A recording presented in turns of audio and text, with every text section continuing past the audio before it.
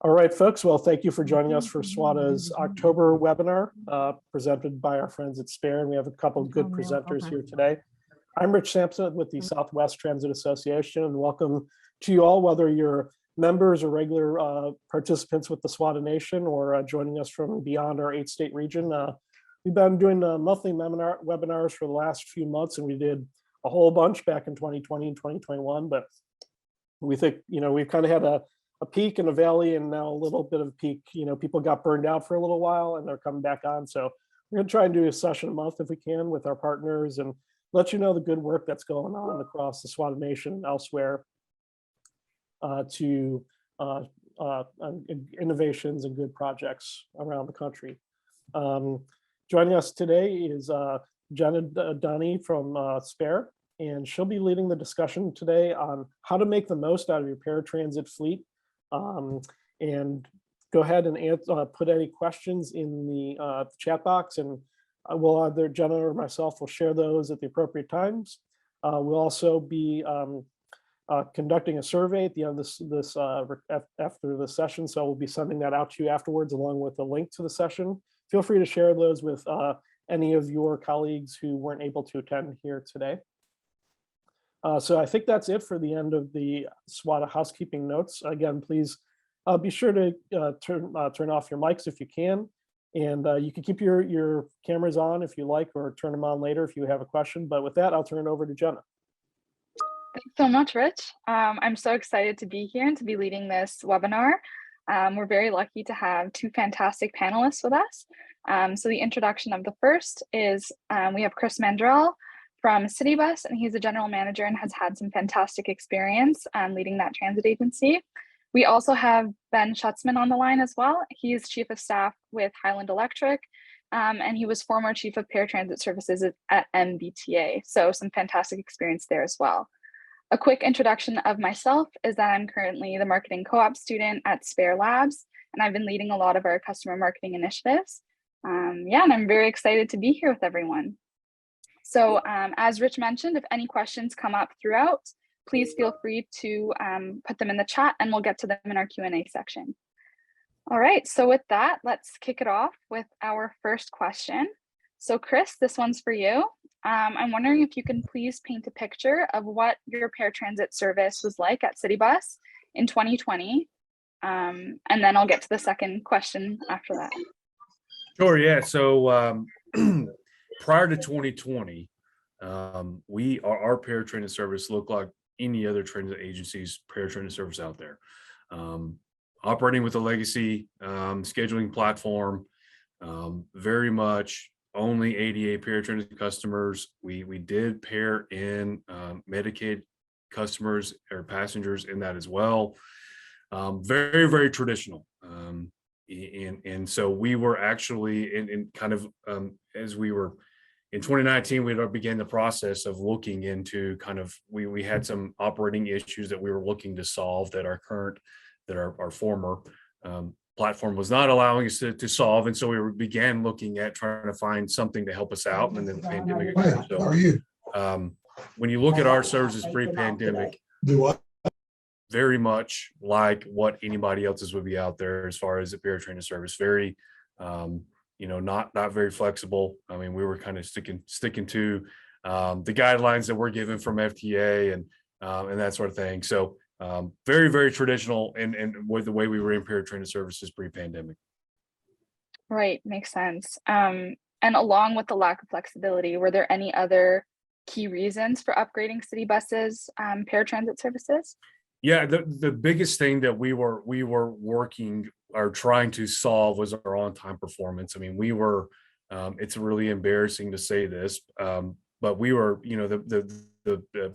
the best that I ever saw when I came into this position was about 72 to 74%. I mean, that's the best our on-time performance was running, and that's terrible. And so that was one of the things that we're like, okay, we've got to figure out a way to address that specifically, because that is unacceptable. And so we began looking at what we were doing and why these things were occurring. And I don't think that it was 100% a part of the platform or the scheduling system that we were using, but we found a lot of issues with what was going on, and it just was not meeting the needs that we had in order to address that on-time performance. We did have some operator issues, vehicle things going on, but predominantly we could kind of go back to the predominant issue that we were having was because of the platform that we're using at the time. Right. Gotcha. It's good to take a deep dive to kind of step back and see how we can be better. This question's for you, Ben, kind of along the same lines. Are you able to talk about your work with MBTA's paratransit service, the ride? And what was the paratransit service like? What were some of the challenges you faced? Yeah, that's a great question. I joined the MBTA and the ride in particular in 2016, and it was there until just about a year ago in 2021. So I saw it both pre-pandemic and during the heat of the pandemic. And looks similar to Chris, if you rack up all the challenges that a paratransit agency has to deal with, it's rising costs in the Boston area. The ride's service area covers 58 cities and towns, which encompass a really wide area outside of Boston. It was delivering about 6,000 trips a day. There were more and more riders coming onto the system each and every year up until clearly the pandemic changed that a little bit.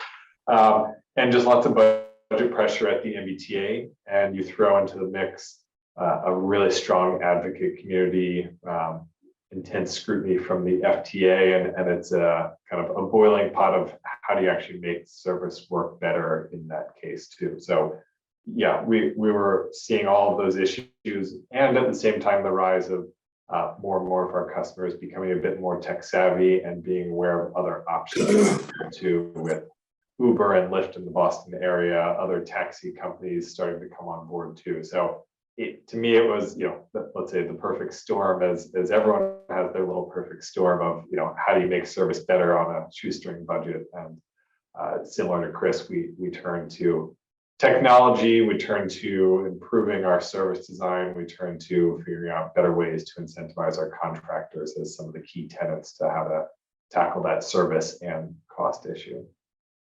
Yeah, absolutely.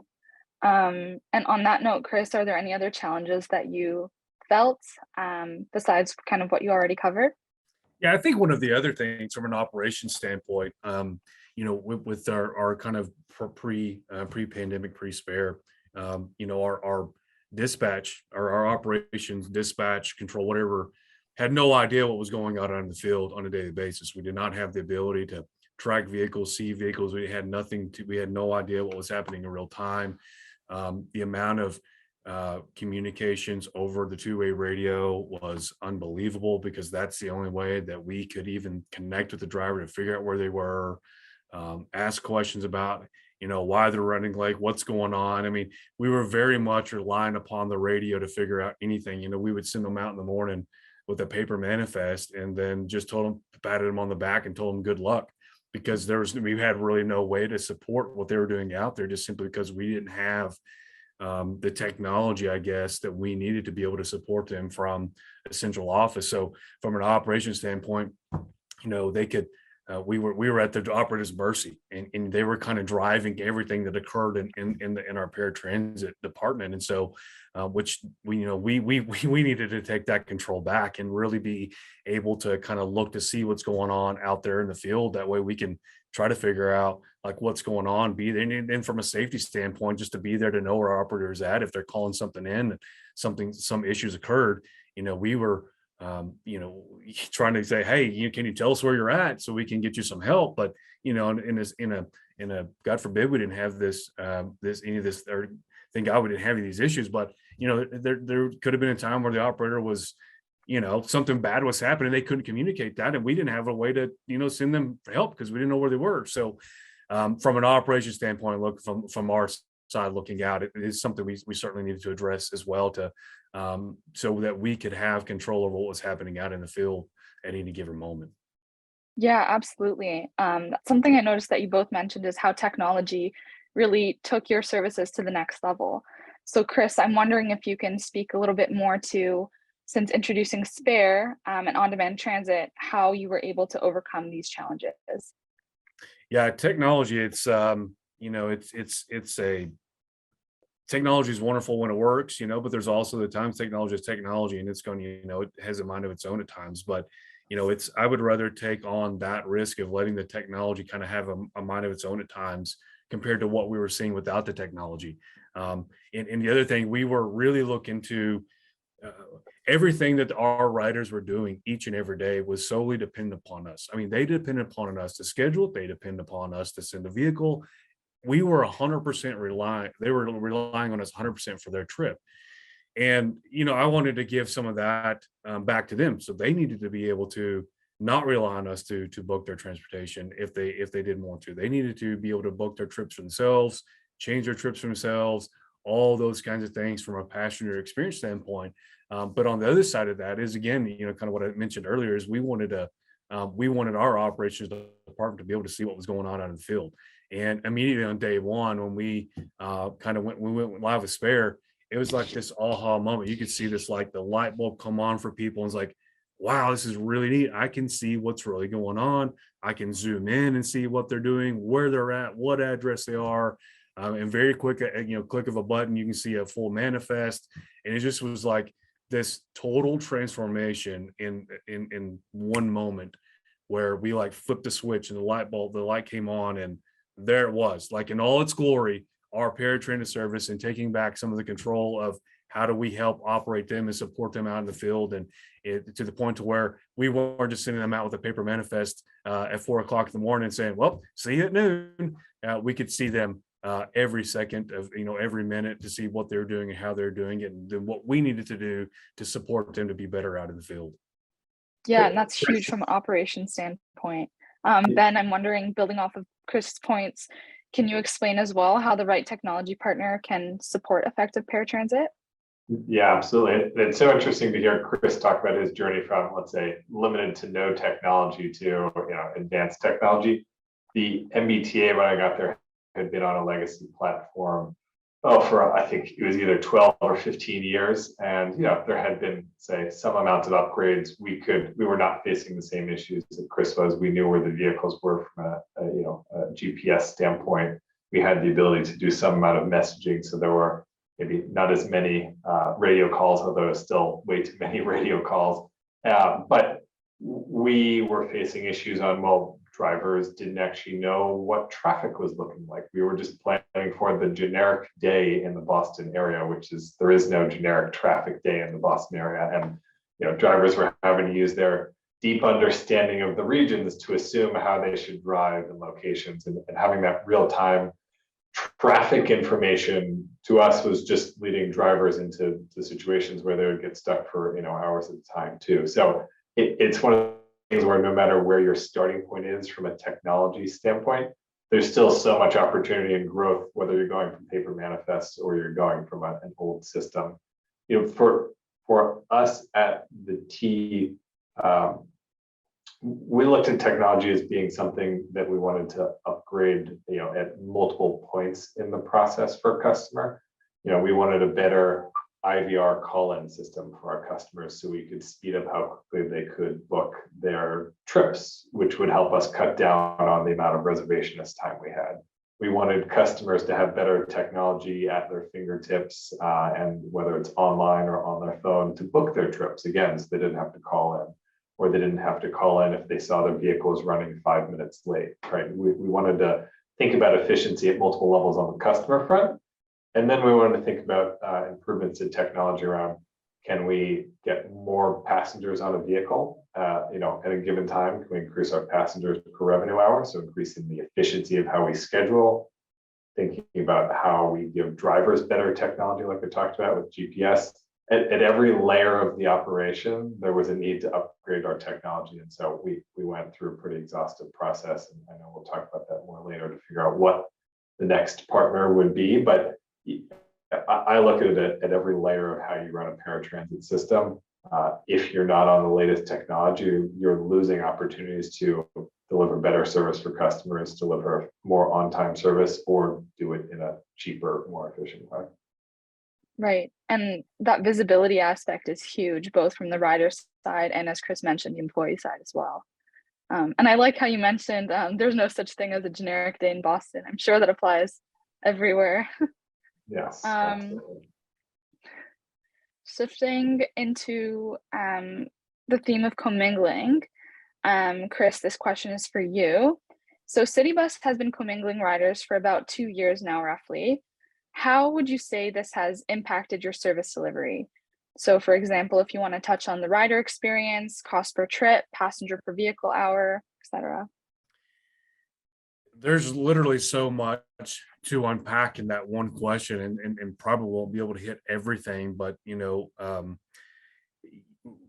try to kind of hit on some of the major things that we've been able to do. Pre-pandemic, we were running upwards of probably 18, 19 vehicles in peak service on our paratransit our paratransit service, generally averaging somewhere around 300 to 325 on a heavy day, 350 trips a day. And we were 19 or so vehicles, and that's paratransit and Medicaid. Switch into kind of current ways. We've been with the pandemic, we flipped on demand transit to kind of the micro transit to support or to fill in service gaps by reduction of fixed route. And so today we are running 17 vehicles in peak service. So we've reduced the amount of vehicles we're running in peak, but we're providing upwards of 600 trips a day. And so our ability to provide more trips at the same amount of vehicles is totally transformed how we think about moving people around here. And really we've had this capacity for years, that we just haven't, we've had it reserved for a paratransit customer or a Medicaid passenger. And so what we've done is we've just essentially opened up those seats to general public rides. And so now, I mean, we have, when, if a paratransit customer, calls in to cancel because they don't need that trip for the day, that seat is now opened up to a general public. And believe me, around here, it doesn't take long for that seat to fill up. I mean, people are, constantly trying to, on the app, trying to book rides on our on-demand service to get where they're going. So it's, commingling has been a huge thing for us. It really, it allows us to rethink how, the number of people we need. It allows us to rethink the type of vehicle we need in service. I mean, in today's world with all the chassis shortages and things that are going on, it's really allowed us to think kind of differently about what that needs to look like. Does it need to always be a cutaway vehicle with 4 wheelchair positions? Could it be a sedan? Could we outsource those trips somewhere else? So it's really allowed us to kind of think about this completely different and take a step back to figure out what we can do to be more efficient as a system, more cost effective in how we provide that service, and ultimately moving more people in the community. And so the commingling concept, we kind of say this, we wouldn't have been able to do micro or on demand when the pandemic occurred if we weren't able to put our on demanders on the same vehicles we already had in service. We didn't have just I feel like the driver shortage, we've been, people are talking about a driver shortage right now. It seems like we've been experiencing that for like 7 or 8 years now. So we just didn't have people sitting around waiting to do, for something to do. We didn't have just vehicles sitting around unused. So really our ability to turn on that on demand when the pandemic occurred was simply because through the commingling process. If it wasn't for that, we would still be doing traditional transit services because we just didn't have the capability. So the technology and the concept of bringing that commingling to our services totally transformed how we do it. Yeah, that's huge. And I like how you touched on the driver shortage, because I'm sure that that's something that many, if not all, transit agencies are facing. So thank you for elaborating more on that as well. So we've touched on the past, the present, and now we're getting to the future. So Chris, I'm wondering if you could speak a little bit more to where you see technology and your service going next.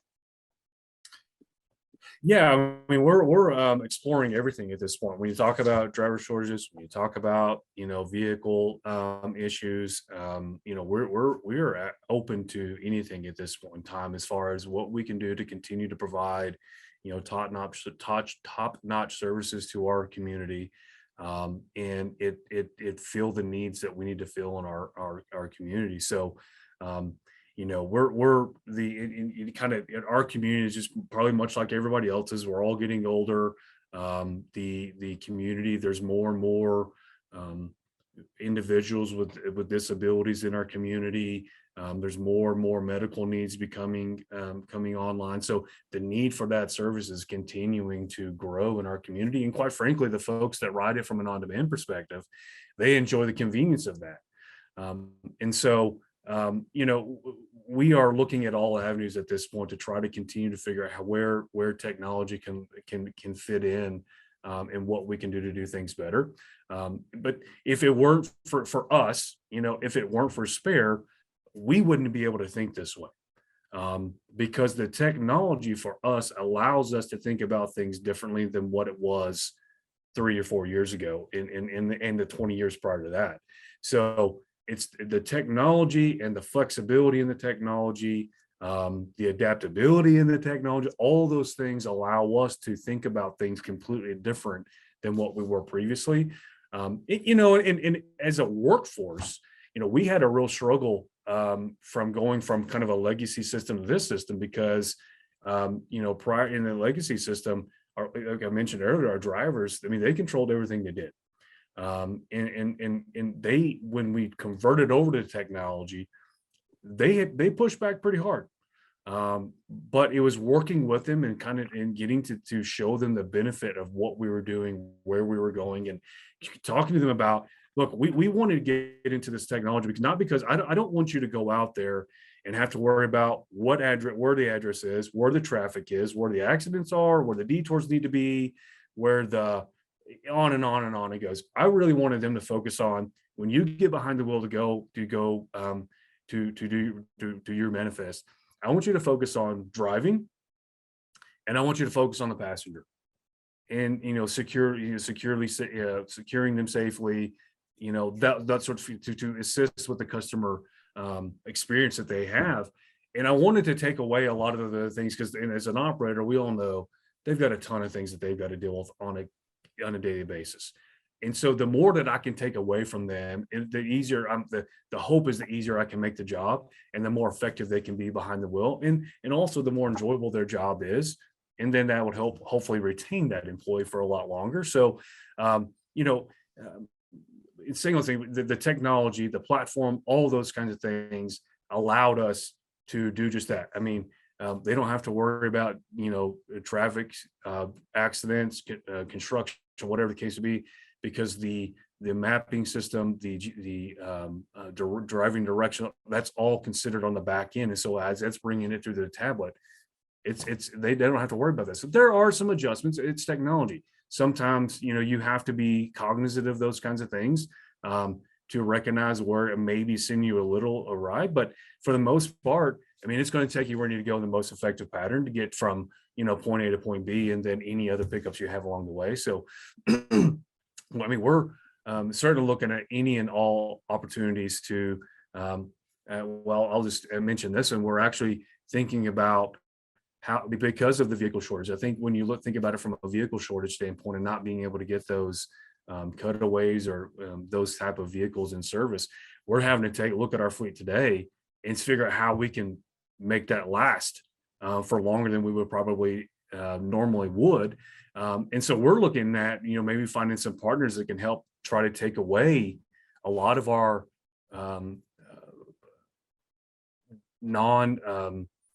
inventory, or to take away our inventory trips, take away our inventory trips so we can focus on the non-inventory and hopefully reduce some of the mileage and the wear and tear we're putting our vehicles to try to get those to last longer. So I think at this point in time, these kind of, I hate to use this term, but it's so easy to use. The unprecedented times are requiring us to look at unprecedented solutions. And so we're just trying to look at this from look at every angle that we can. But again, the only way we're able to do that is because the technology that's supporting us and giving us that opportunity to do that. Yeah, absolutely. And I noticed you mentioned that you got a little bit of employee pushback at the beginning when first implementing technology. And of course, there's some who might not want to change, but I was wondering if for the most part, you would say most of your employees and drivers see the benefit of technology within paratransit now that it's been implemented for a while. Yeah, in full disclosure, we had some losses because they just did not want to deal with the technology. I mean, we did, but I didn't want to sacrifice the entire operation for one or two, and so we just had to say, I understand, and totally understand that, and we lost it. We lost a couple of our, long time drivers because of that, but it was simply because they did not understand the technology, and even when we tried to sit down and show them that, they still didn't have that understanding. But all the folks that we have nowadays that have been working in it, they I don't think that if you asked all of them, I don't think there's one of them that would say, let's go back to the old way of doing things. I mean, because they've all adapted to it. They've all become accustomed to what's occurring. They've all really embraced the ability to focus on their driving and focus on their passengers. It's helped us from a safety standpoint with passenger incidents. It's helped us from an accident standpoint. I mean, our overall safety metrics have gone up because of they're being able to focus on the things that they need to focus on and not, try to be driving around a block to find an address. And so I would tell you, I think that most of them now are all on board, full on board with what we're doing and what the technology is allowing them to do. And it's even to the point to where, they've all, when we turned on the global optimization where things were changing minute to minute in the platform, we had a little bit of pushback on that too, because that's when we're like, hey, I have this manifest, but now you're changing it every, 5 or 10 minutes. But our cancellation percentages have gotten better because of that. Our passengers per vehicle hours gone up because of that. Our rides have gone up because of the optimization, and our drivers, after they kind of have worked in it, now they've embraced it. They kind of understand that just because they go out with one thing doesn't mean that's going to be a set way they do it all day. And so they've embraced that, and I'm very thankful for our operations folks, because they could very easily have all came in with pitchforks and demanded that we not change, but they were all very they're a great group, and the folks we have there are phenomenal in how they carry out things every single day. So I'm super appreciative of what they've done for us. That's awesome. Yeah, and I'm sure seeing the results in real time really helps as well in kind of getting that buy-in too. Yeah, and I mean, we're looking at because the technology allows us to kind of create a friendly competition internally. So we're really looking to try to figure out how we can use some of these metrics, whether it be on-time performance and quickly post that on a board, or something of the sort, to try to create some, have fun while we're at work, but also kind of create some friendly competition, so that we can, continue to, if we can get everybody to be a little bit better, our organization is going to be, trending in the right direction as well. Yeah, definitely. And now, Ben, to you, given the experience you had at MBTA and after hearing Chris's thoughts, what do you think is the best first step transit agencies should take when looking to introduce new technology to deliver paratransit services? Yeah, it's a really good question. To me, I think there's two pieces to it. One is, how do you know you're choosing the right partner, and what does the technology provide itself? Is it flexible enough to allow what Chris is starting to talk about of, can you outsource some of your trips to non-dedicated providers? You have the ability to plug into networks like Uber and Lyft or the local taxi company. Those are all key foundational items for how I think many people will be running paratransit systems going forward.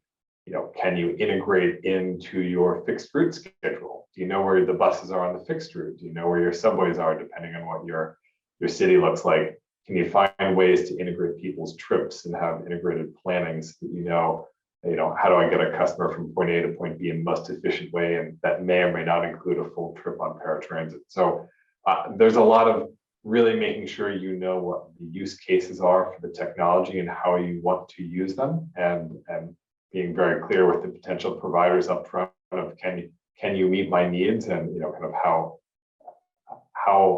close are you to the latest and upfront on technology you are. And then I think the piece that often can get missed in a technology transition here too, that Chris has done a really good job highlighting, is there's lots of people, especially who've been on a legacy system for a long time, who are used to doing their job the exact same way for the past 10, 15, 20 years. And so making sure you choose the right partner who's going to put in as much or more effort planning for the transition as they are going to commit to the actual boots on the ground, so to speak, for the transition is really critical. And you know, we at the T, you know, went through a software transition, and a little different scale than Chris's, but the same, you know, same theories apply to it too. Of you've got to make sure that every driver is bought in. You've got to make sure that every operations supervisor is bought in. You've got to make sure your customers are educated along the way too, if you're introducing new ways of booking, because all it takes is, you know, a handful of drivers to start to say that they don't like the new technology, or it's making their life more difficult. And you're fighting two battles. One is just getting a new system to work, and then the other is the internal dissent on it too. So, you know, if I think about kind of the three things that, you know, we did, is we really went out and tested the systems, and we said, does this work for, you know, the technology uses that we're expecting? We really push people to say, what is your plan? Not just, oh, we're going to roll out software, but how do you support that? And then the last piece is, what are you going to do to make sure that the drivers, the reservationists, the schedulers, everyone who's been doing their job in the exact same way for years and years and years, feel like they're supported, feel like they're heard in the process. Yeah, I really like how you mentioned that end piece is you're all working together to achieve the same goal ultimately. So it's really important to, yeah, make people feel like they're understood and heard as well. Thank you so much to both of you. Now, Rich, I have a couple of questions for you. Are you with us? Perfect.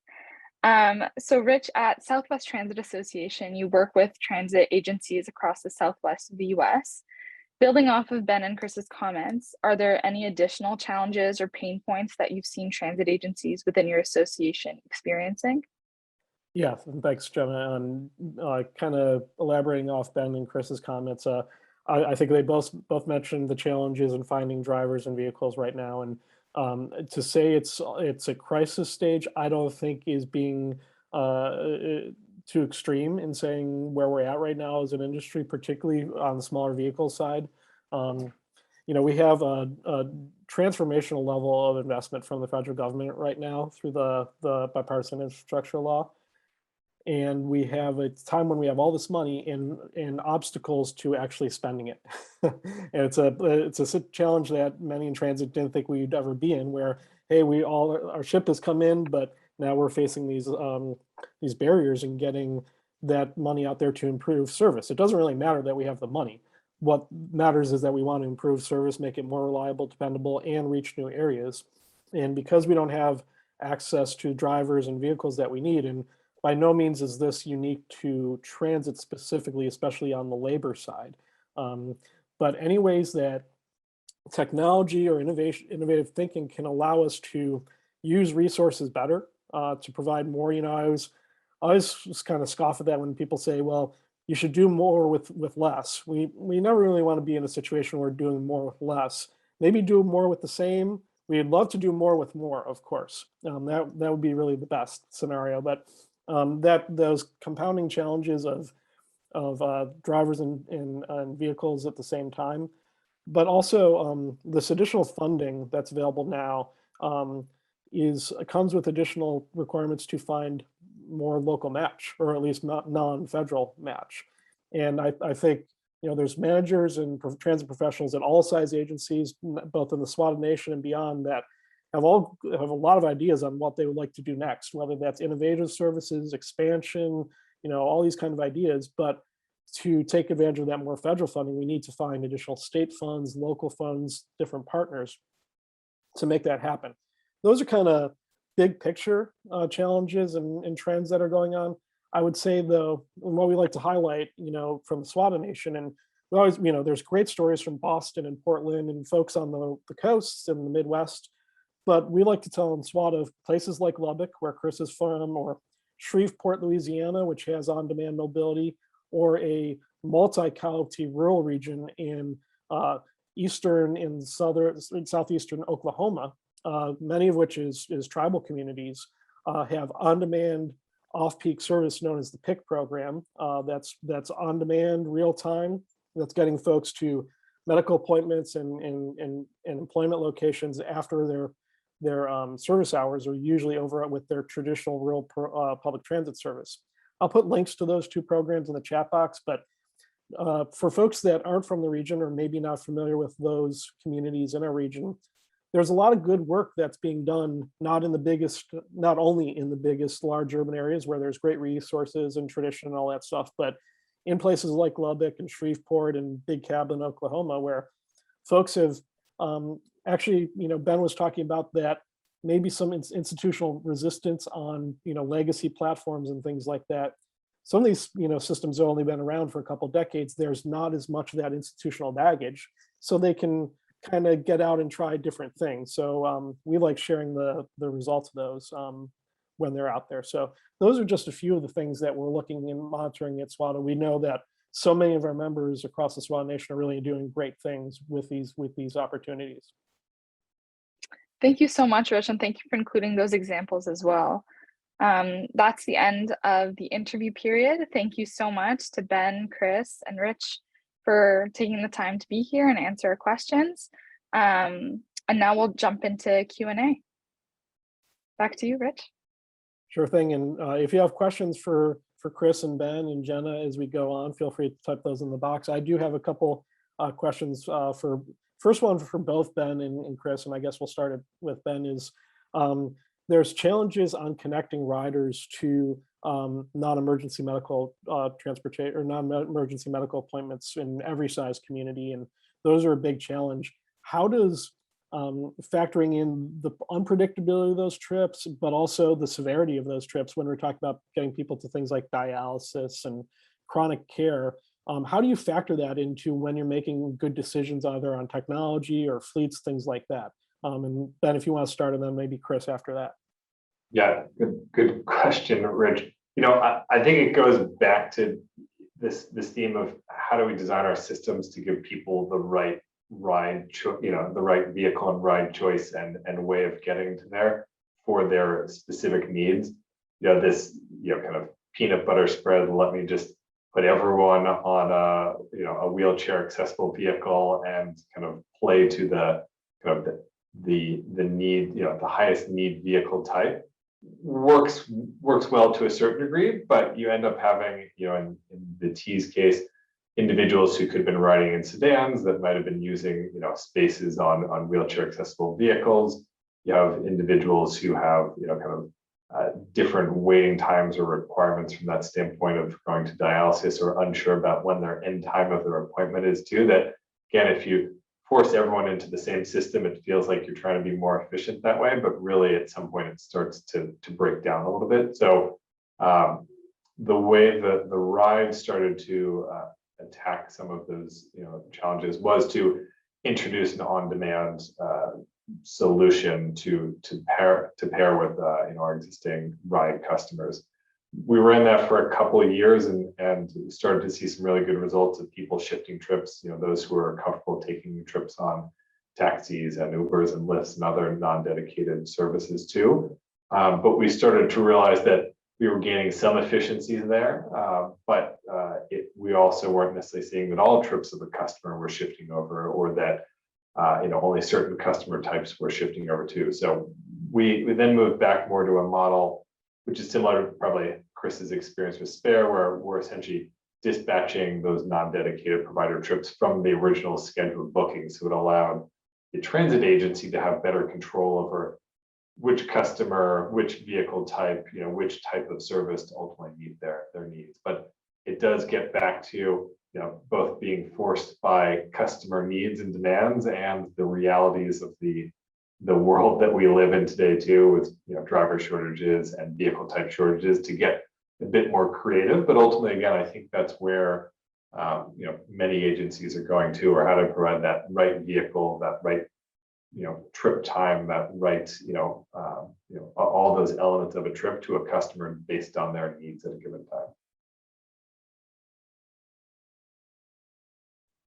I don't know that I could say anything better than what Ben just said. I mean, hit the nail on the head. I mean, I think it's trying to find out, every passenger has that specific need. And I don't need, in our operation, we don't need every one of our wheelchair accessible vehicles tied up with nothing but ambulatory passengers, because then I have somebody that's not being able to get to the service they need because they're all full. So trying to, we've kind of taken the approach that before the vehicle shortage, we were trying to take the approach of how do we diversify our fleet?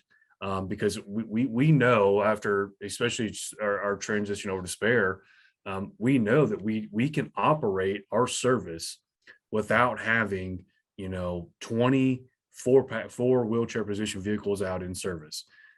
We know we can do that, and so we began looking at how do we diversify that fleet to become more, because a lot of folks around here, and probably many other places, there's a lot of folks that really are comfortable with that Uber Lyft type model of thing, to where a sedan comes to pick them up and get somewhere they need to be. And so why can't we take that approach as well as a transit agency? I know it's almost faux pas, so to some degree, to for a transit agency to be kind of looking to look like that, but ultimately in today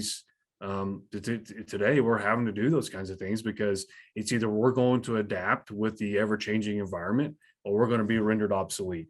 And I would rather our agency not be rendered obsolete, because I can look in the community and find the needs that are out there. And the other thing that Spares allowed us to do is we can actually have a very good story to tell about who these riders are, without giving away names and things of that nature. We know where these people are being picked up, and we know where they're going very, very easily. And we can tell the story about how we're taking people to work, how we're getting their medical appointments. It's one of those things where we can show who our passengers are. We can show what their needs are. We can show what they like and what they don't like. And then having the passenger through the app to be able to give that quick feedback of how the trip was, what they like, what they didn't like. And it gives us immediate feedback of what we can address as well, and how we can continue to change our operation to fit the need based upon the feedback they gave us. So, it's kind of how that's happening for us, is just kind of looking, taking a totally different approach to what we do. Thanks, Chris and Ben. We have a question from James Wickham here. Do you feel that there was a benefit to changing to a fleet that didn't have all wheelchair capabilities? Says they're in a position now where the vehicles have lift, but thinking about changing to a microtransit approach, with the emphasis on cheaper vans instead of just cutaways. Chris and then Ben, did you have any thoughts on a varied fleet where not every single one is necessarily accessible? I think what we've found in ours, because we've had some staff cars that we've put in service, some old Crown Vics that we've had out there helping us support our service. And you find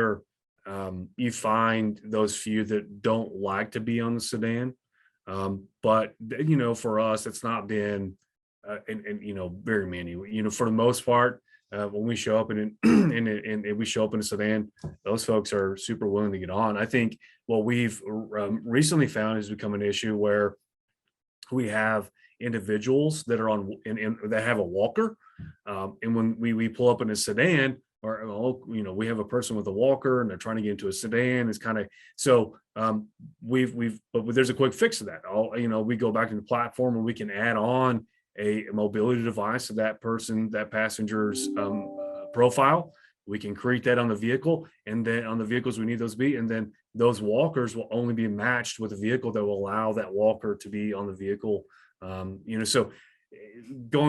But we found great success with having sedans. A lot of folks, individuals like it, and it goes without saying, our on-demander folks, they enjoy that sedan, the sedan ride, just because they're either going to take that with us in a sedan, or they're going to go get an Uber Lyft ride, and it's going to be the same type of experience. So we've had very minor issues, like I said, but for our experience, it's been very positive to really diversify the fleet. Yeah, the MBTA, even before I was there, has always been running a mixed fleet, with some very old Crown Vics that have become Ford Fusions and become Ford Flexes over the time. So we've got a larger variety of vehicles in there too. Chris hit on it really well. It pushes you to become better as an agency about your eligibility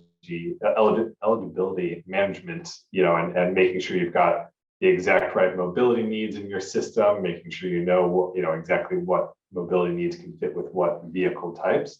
But ultimately, that's good. That's much better when you understand your customers more, and you've got all those pieces of information lined up and going through eligibility to be able to better match those customers up to those vehicle types.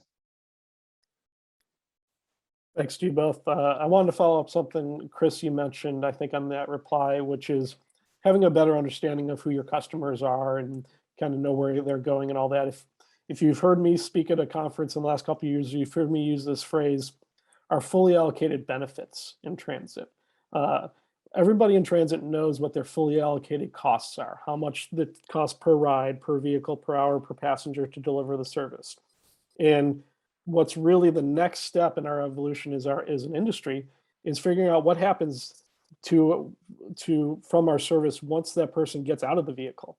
We realize all the costs and don't get credit for a lot of the benefits that we provide to society, whether that's connecting people to healthcare, jobs, all that stuff. And so here's the question, and I'd like Jenna to chime in if you have a thought on this too, is how can we use technology and platforms and innovations to track some of that next, what happens when that person got off the vehicle, so that we can better demonstrate to funding partners, to the society when we have a vote coming up, really the work that we've done. I'm not saying connecting, people's private information, so-and-so went to receive dialysis care, but is there any way that we can maybe use data in a different way to tell the story of what we're doing from a service perspective, rather than this many people took the bus or the vehicle from here to here, how many people got to jobs, that kind of stuff.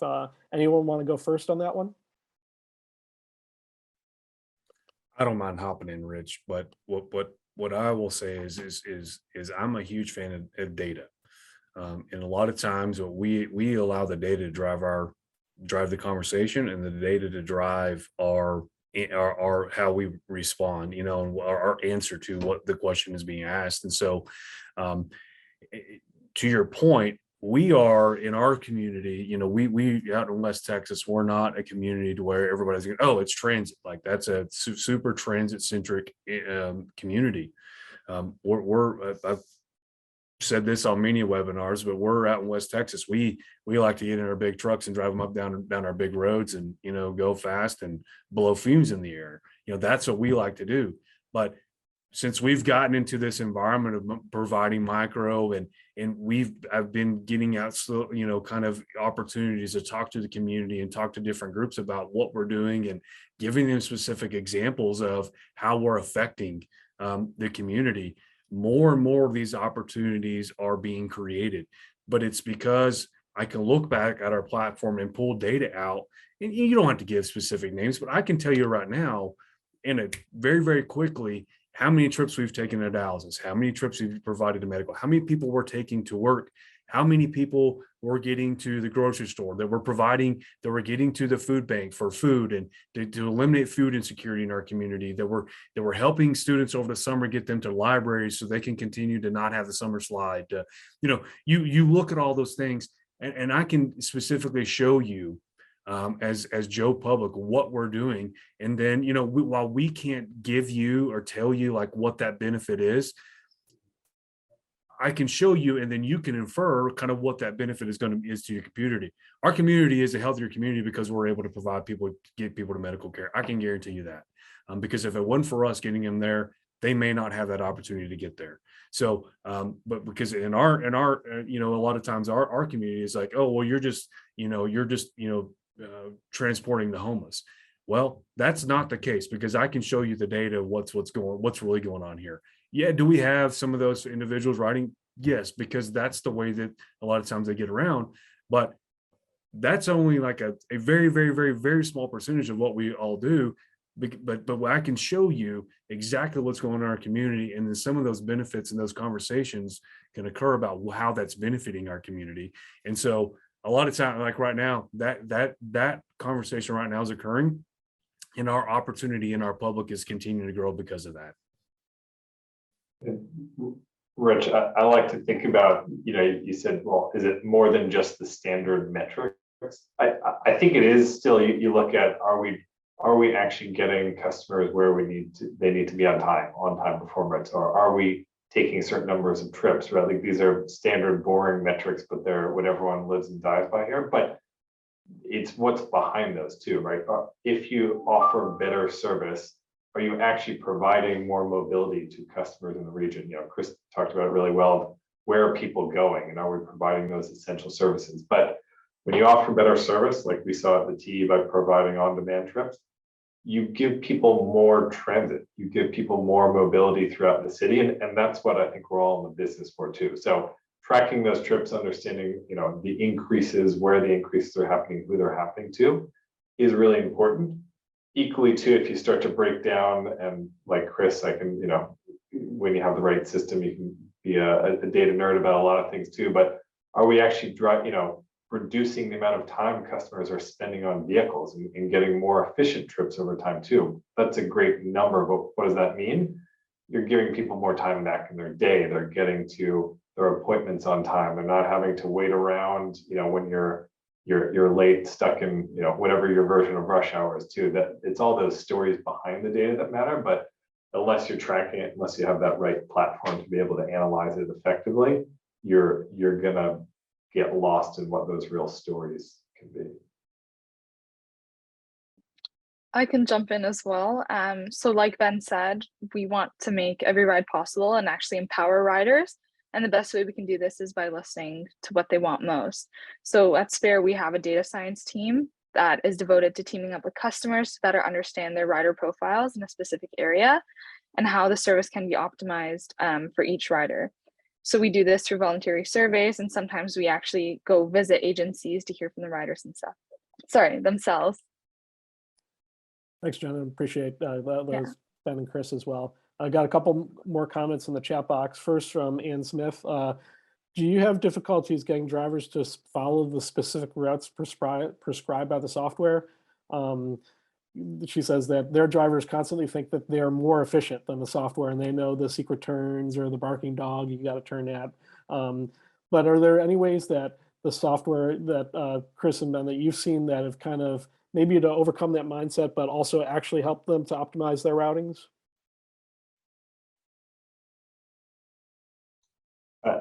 I'm laughing because actually, you know, just having this conversation with some folks 2 nights ago about how do you actually share back that information of how often the driver adheres to the schedule that's been provided to them, you know, and following the turn-by-turn directions.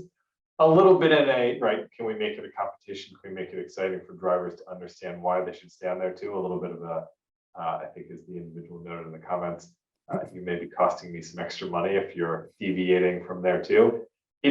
It's tough, right? These drivers have ingrained behaviors. They have seen, you know, time and time again when they made that right turn and it saved them, you know, an hour. But those are the anecdotes, not the real data behind it too. And I think we all know that you can't see around the corner. You don't know what has happened with traffic or, you know, other slowdowns too. And so it's a real challenge. I'm curious, Chris, if you found better answers to the solution, but we just had to talk about it again and again with drivers, and we're still, as much because it was a lot of drivers that we had almost 1,000 drivers at the T, but it was really hard to wrangle them in. So it's not a problem I've solved perfectly in any way.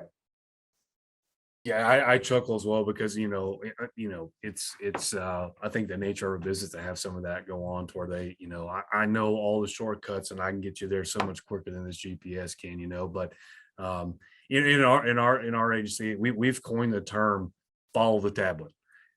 Because everything, a lot of times drivers calling them follow the tablet. What's the tablet telling you to do?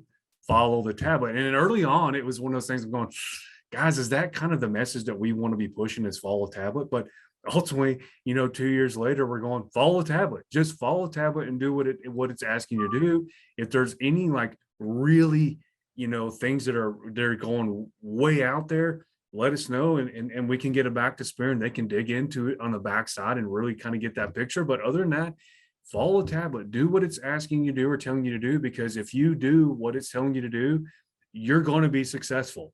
Because we've on the back end worked in the platform to set it up to where the parameters on all the trips are created in a way you're going to be successful. We have folks all the time going, well, if I don't do it this way, I'm going to be late. You're not. Let me show you on the back end how we have this set up. If an on-demand trip pops up in the middle of your 2 paratransit trips, relax. It's only going to give you that trip if it knows that you can get that done and get it done timely. So just follow the tablet and do what it's asking you to do. And we have had a lot of success with that. Just tell them, pounding their head to follow the tablet. But inevitably you can look on the dispatch dashboard and kind of see every once in a while people are doing a little funny stuff, and we just call them up on the radio and go, hey, remember, follow your tablet.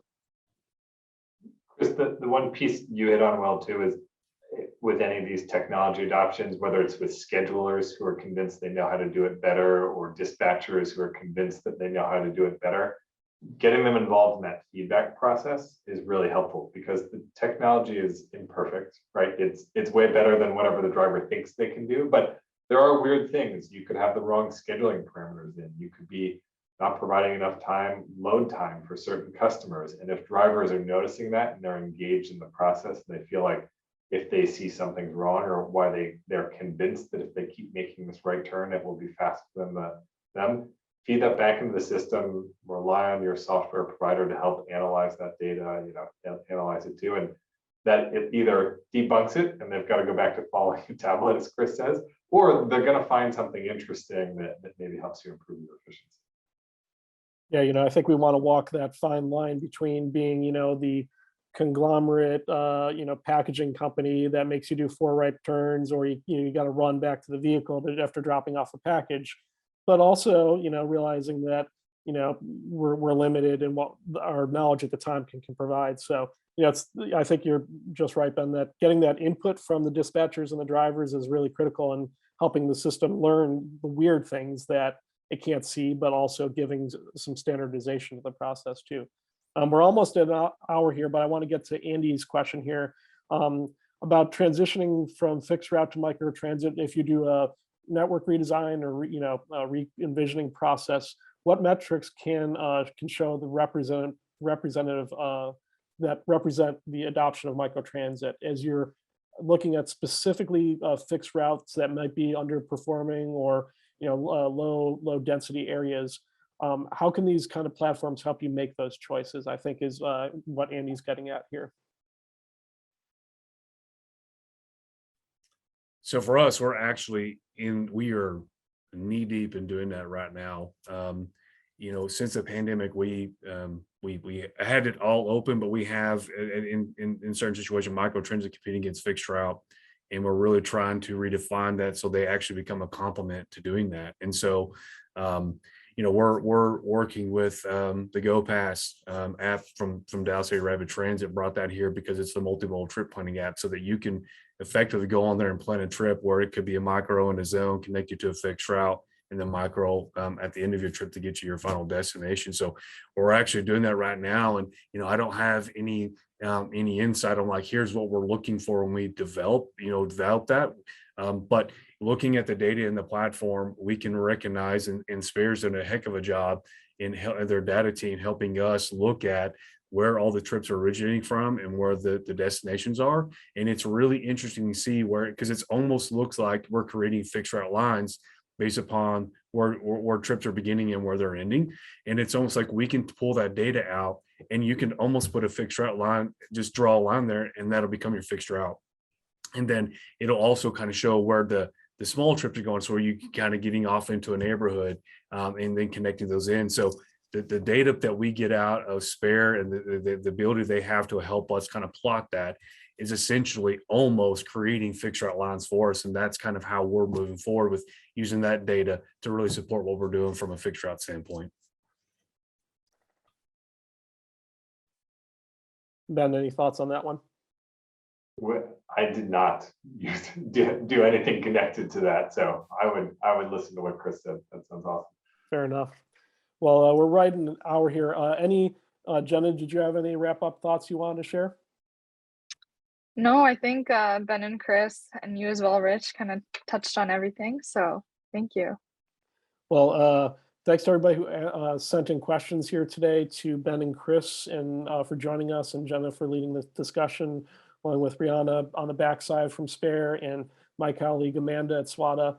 Thank you so much. We'll be sending out a recording of this as well as a survey. If you can just share your thoughts with us, things you like, things that you'd like us to share or add to in the future, we'd love to hear your thoughts. We'll probably have at least one more session like this this fall. And also keep in your mind that the new SWTA website will be coming out in the next couple of weeks here, along with our new member database and info hub. Stay tuned for that. And then our annual conference will be at the end of February in Aurora, Colorado. So a bunch of down the road things, but thanks for joining us as always, and have a good rest of your day and the rest of your week. Talk to you soon.